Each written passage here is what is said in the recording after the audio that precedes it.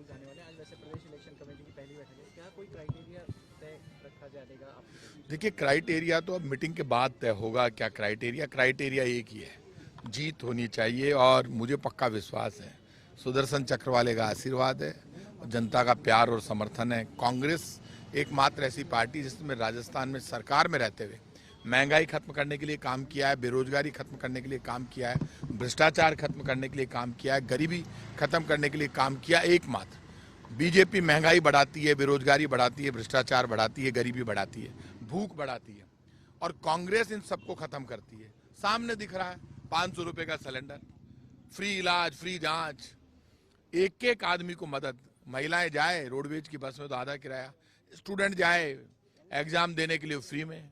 तो ये काम कांग्रेस पार्टी करती है। जहां पूरे देश में बीजेपी ने तो एक ही काम किया है, महात्मा गांधी की बुराई कर दो, पंडित नेहरू की बुराई कर दो, चुनौती दे दो आज़ादी के सिपाही महात्मा गांधी, पंडित नेहरू, बाबा साहब भीमराव अम्बेडकर, मौलाना अब्दुल कलाम आज़ाद, ये सब हमारी धरोहर है।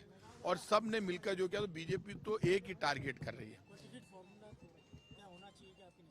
देखिए, टिकट का जो फार्मूला वो तो मीटिंग में तय होगा। एक आदमी के कहने से टिकट का फार्मूला तय नहीं होता, लेकिन ये तय बात है, कांग्रेस की सच्चाई, ईमानदारी, कांग्रेस का काम, डायरेक्ट पब्लिक वेलफेयर के स्कीम्स और हमारे डेवलपमेंट का मॉडल, पूरे देश में उसकी चर्चा है। जीत कांग्रेस की है, कांग्रेस जीतेगी। लोग पूरे देश में बदलाव चाहते हैं। आपको पता है, इनकी दुकान उठने लगी है। कर्नाटक में हार गई बीजेपी, हिमाचल प्रदेश हार गई बीजेपी राजस्थान हारेगी, छत्तीसगढ़ हारेगी, एमपी हारेगी, पूरा देश हारेगी।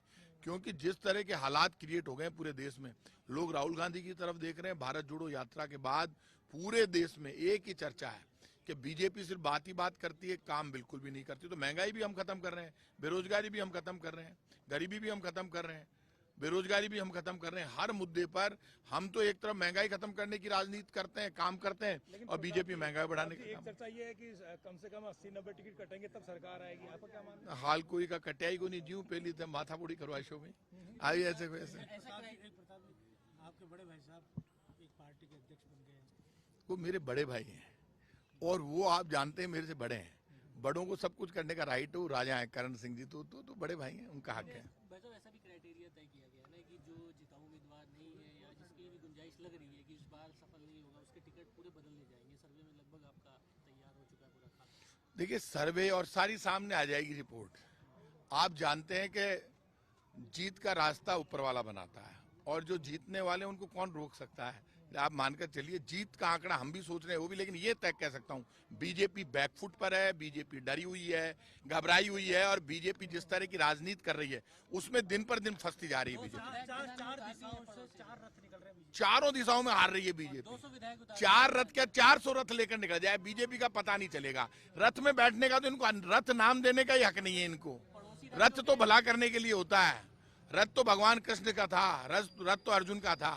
जो सच्चाई ईमानदारी पर के रास्ते पर चलते हैं उनको रथ नाम देना चाहिए, इनको हक नहीं। छत्तीसगढ़ में बीजेपी ने कुछ नाम तो जारी कर दिए हैं। वो आगे अब आप